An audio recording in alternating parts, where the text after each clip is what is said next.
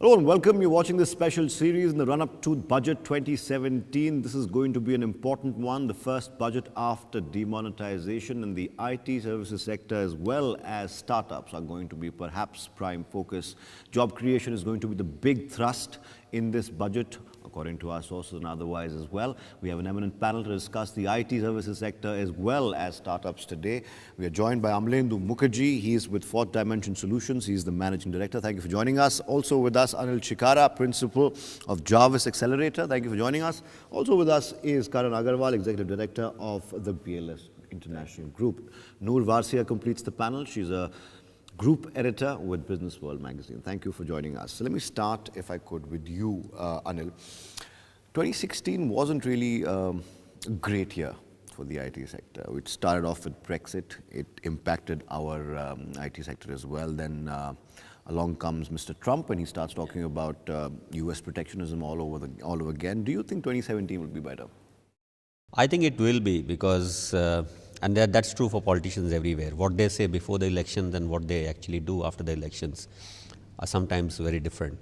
And I personally believe Trump is a very smart businessman.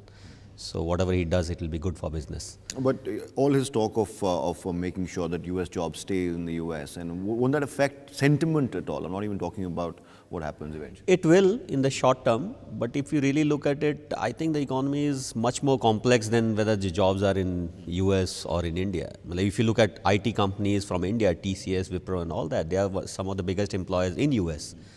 So I think that's and a bit TCS, grey. I think, bucked the trend anyway this year as well. TCS also, to some extent, not just the Wipro part and not just employers outside. Some of these companies are pretty much setting the trends in what we are seeing.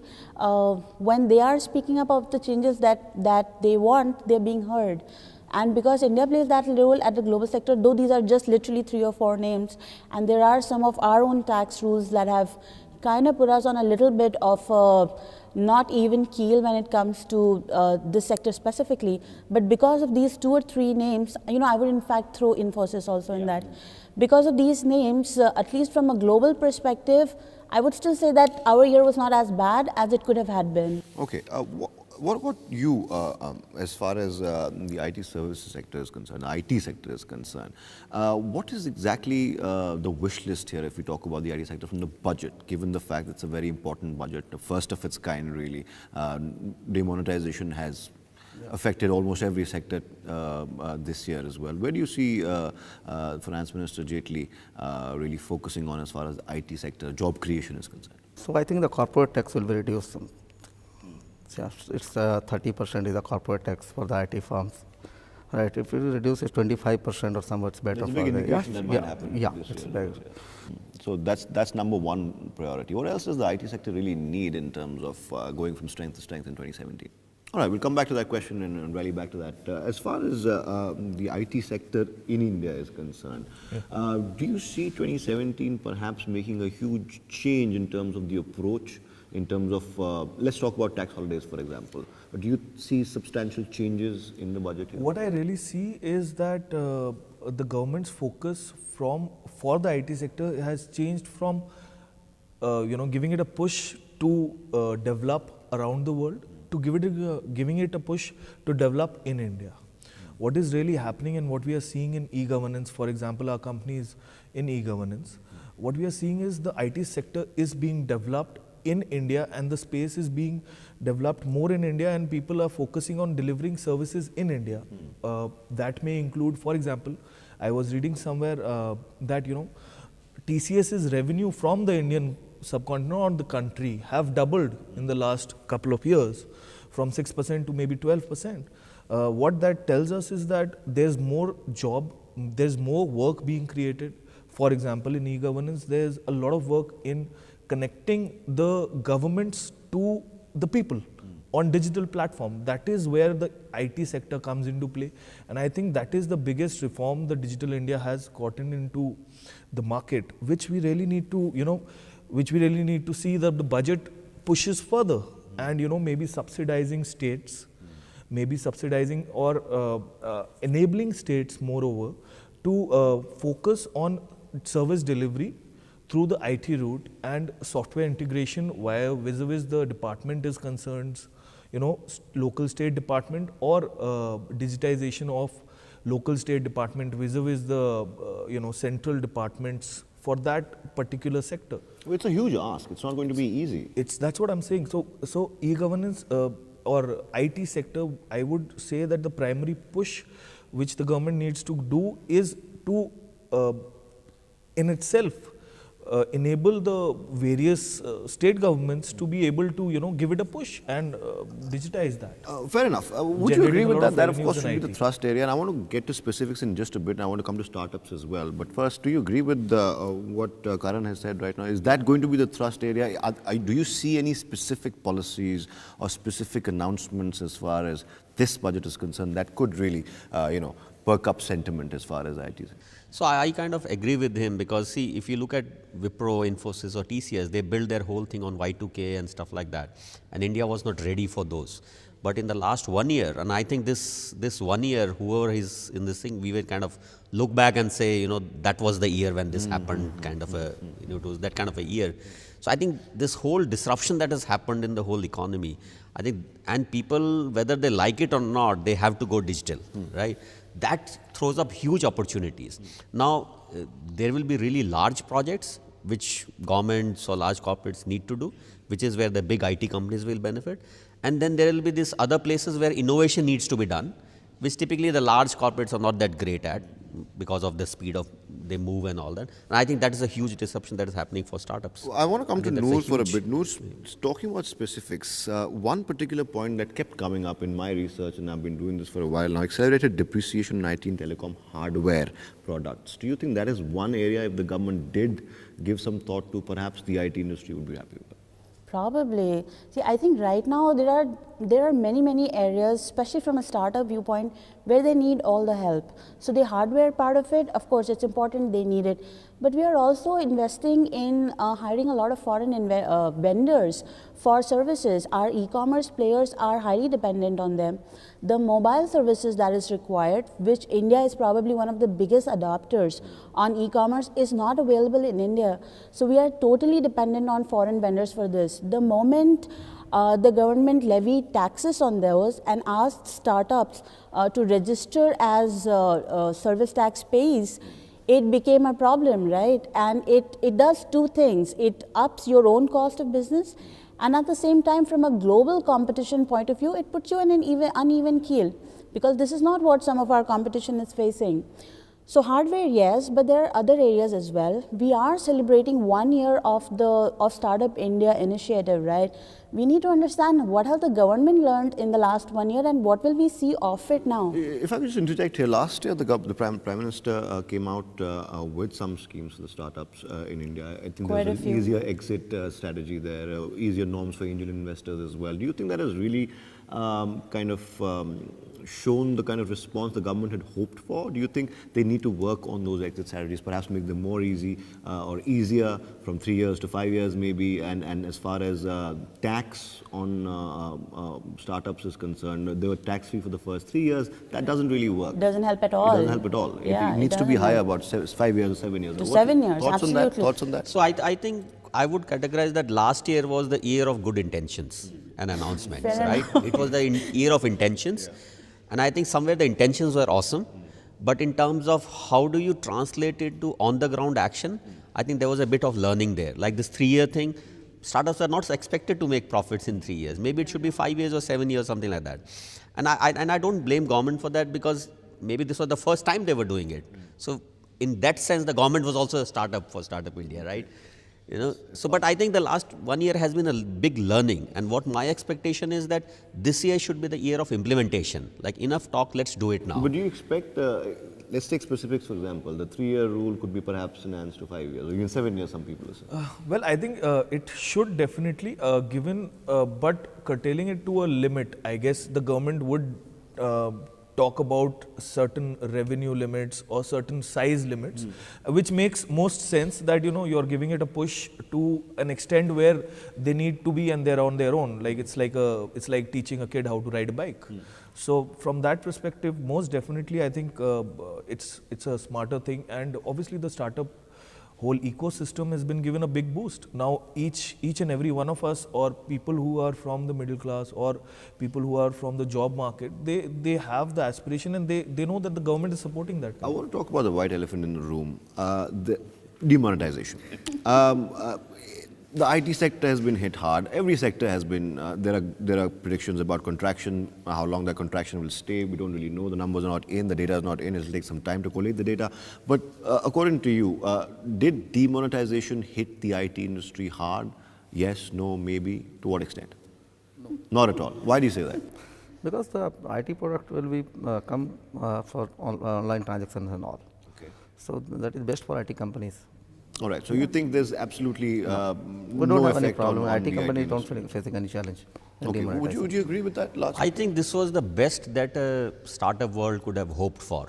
See, if you really look at it from an investment perspective, a lot of stupid startups got funding, multi-million-dollar funding. Should I mention the F word here? And the F word is here. Is Flipkart, is not any other word. I didn't name it.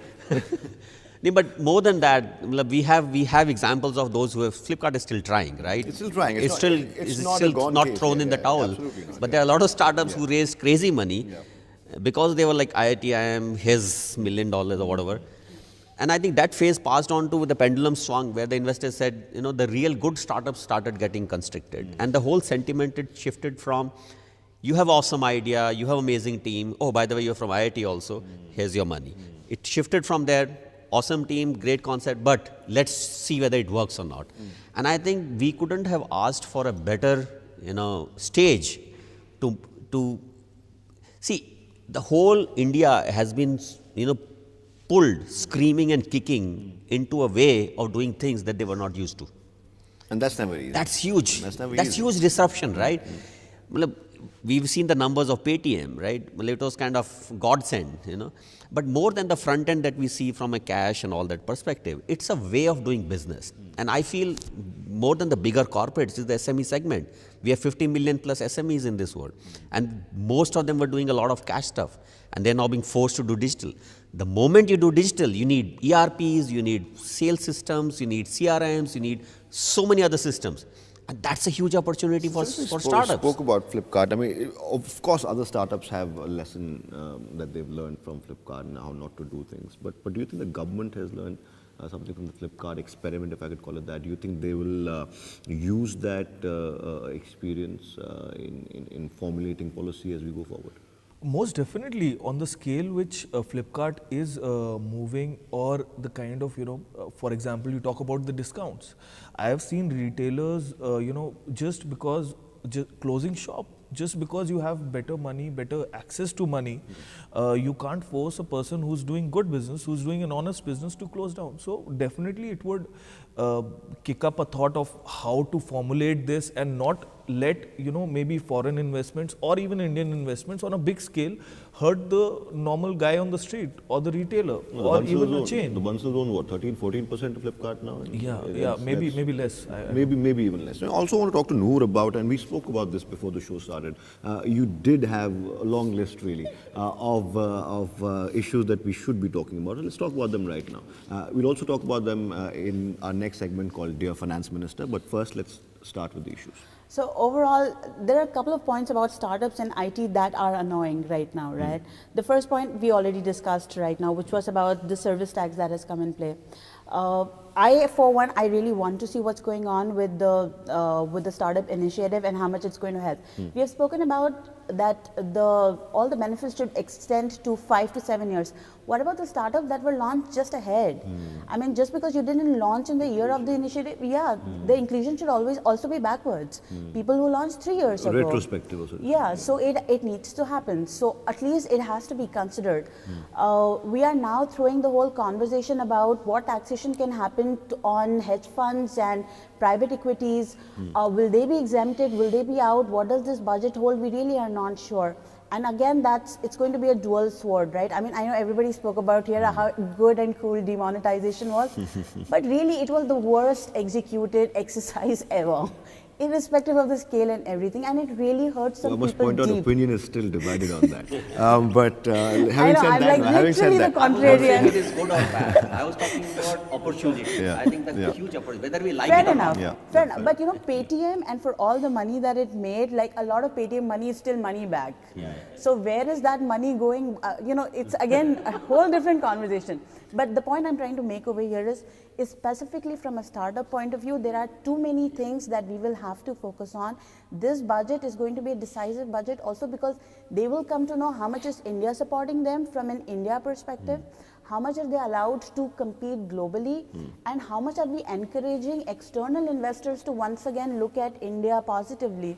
There are so many studies that have come out right now on what people are trying to say, and all are pretty much pointing to this direction. would you believe fundamentally the fundamentals of the IT industry are still stable despite everything? See, IT industry will keep changing. It's the nature of that beast. It's information Keep technology. innovating, yeah. Keep innovating, otherwise you die. You know, you asked him a question about regulation. The thing is, regulation will never keep in pace with startups, ever. Today we are talking about a Flipkart, we are talking about an Uber or an Airbnb. There's a new idea waiting to happen tomorrow. You know, who is stopping an Uber for aeroplanes happening? And then what will regulation do? Regulation will keep It's a catching very up. interesting point. It's a very interesting point, and I just want to give out a figure by NASSCOM before I take a break right now. NASSCOM, the IT industry body in the country, says, and it has reiterated very clearly that long-term opportunity for industry will remain unchanged to achieve the target by 2025. And the target, of course, is $350 billion US. So that's what NASSCOM says. We'll take a short break right now. When we come back, we ask our panelists what their wish list is for this budget. We'll call that one Dear Finance Minister. That's after the break.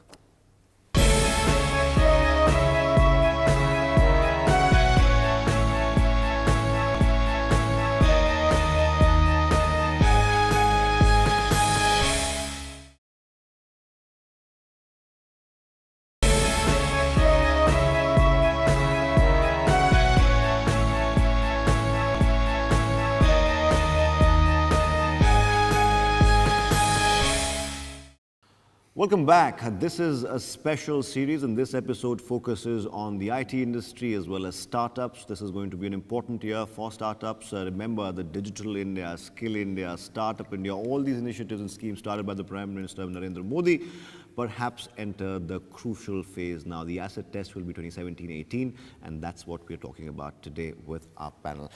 Coming to you, Anil, again, I was going through a list of, well, expectations by startup founders, entrepreneurs, really, and one point that kept coming up was entrepreneurs want an increased planned expenditure for better infrastructure.